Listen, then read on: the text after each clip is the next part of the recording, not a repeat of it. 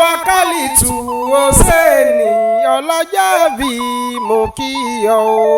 congratulations celebrant Tawakalitu ńlẹ́ o ire owó ire ọmọ nínú ọlá Alhaja mo kí ọ o. Ó yá o nílé ọlọ́jọ́ bí wa tó ní ẹjẹ́ ìkí ẹni tí ń ṣayẹyẹ pé ó kú ọdún.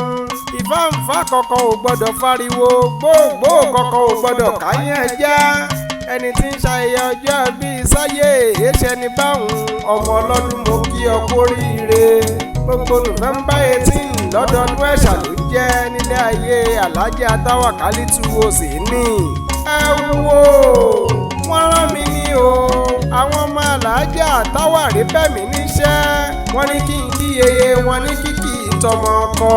68th birthday kiri mi kọ́ wọ́n ní kí n wúre fún wípé á jẹ wọn ọmọ títí dọjọ́ alẹ́ porogodo ni ẹ ṣẹ̀ṣẹ̀ bẹ̀rẹ̀ oúnjẹ ọmọ ní báyìí kò ní kan mọ́ yín lílọ bíbọ̀ Tawakalitu Oseni kò ní jásẹ́kún àmì ni ó ṣe kó o tún gbé tọ́ àmì mi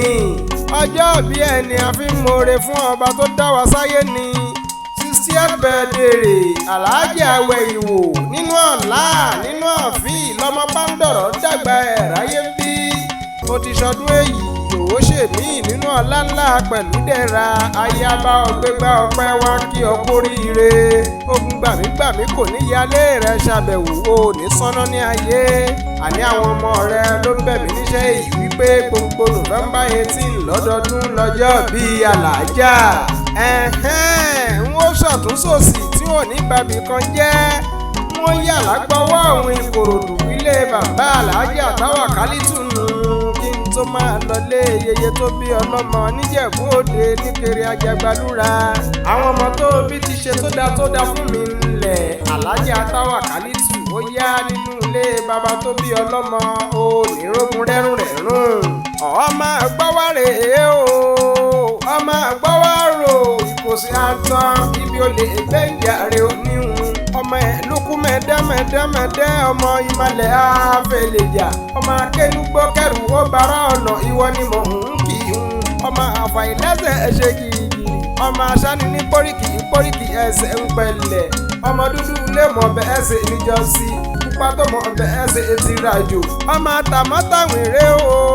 ọmọ abánirajà má sanwó ọmọ aṣàlẹ̀ gẹ̀gẹ̀ fẹ́ni tí ò róbìnrin rí bẹ́ẹ̀ sì rèé bí ogún bí ọgbọ̀n ń bẹ nínú ilé bàbá tó bí wọn lọ́mọ ọmọ àyàgbẹ́ nínú igbófewénu dì ọmọ àjẹun nínú igbófewénu wọ́ ọmọ bíbí ire kò ṣe fowó ra ìwọ ni mò ń kì í ọmọ Ikorodu ọ̀gá Ikorodu oríwù ni mò ń kúkú ń ké sí ọmọ màgbọ́ ìgbóre ọmọ líkọ̀pá ní mẹ́rù ògùdù ọmọ líwẹ̀ ní koro ọmọ wáyé má bá ti iṣẹ́ wá ó yá o nínú ilé ìyá rẹ̀ Ìjẹ̀bú Òde níkiri ajagbalúra ọmọ ọba ń ta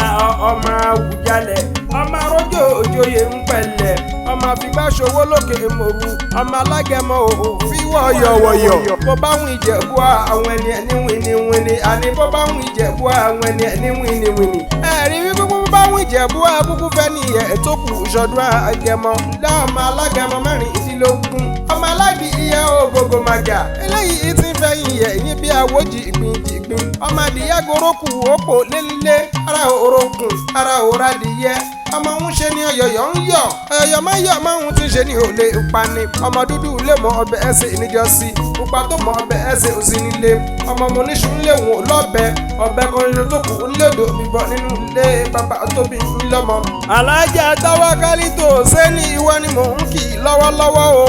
mẹ́fà níṣu lé bàbá rẹ̀ méjì jíjẹ méjì ìta ìjẹ ó wá lóṣà tí wọ́n ń fi méjì ìtókù bọ bí wọn ò bá fi bọ òṣà ìlúkú mẹ́ẹ̀ẹ́dẹ́mẹ́ẹ́dẹ́ wọ́n fi pa alágẹmọ mẹ́rìndínlógún Ìjẹ̀bú ńlẹ̀ ọmọ èrè níwà èpè jẹ́jẹ̀bù kàkà kẹ́pẹ́ jẹ́jẹ̀bù aṣọ wọn a máa dán kòkòrò òṣì Alhaja Tawakalitu Oseni rẹ̀ ṣe 60 lọ́wọ́lọ́wọ́ àṣọdúnmọ́dún o àṣoṣùmọ́ṣù àṣeyíṣàmọ́dún àwọn ọmọ rẹ ló ní kí n máa wúre ọdún fún ọ wípé àṣeyíṣe púpọ̀ ọ̀rẹ́ pẹ́tẹ́ nínú ọlá ńlá pẹ̀lú ìdẹ̀ra o bí wọ́n bá wá bí wípé ta ló kọrin ewì sí yín létí ẹ bá mi máa sọ fún wọn wípé Ìdòwú iye ni Ìjẹ̀bú wọjọ sáìdì lèmi kúkú ti wá ọmọ Ìwòpín Àjídàgan lèmi Ìdòwú ọmọ Ògúnbàjò.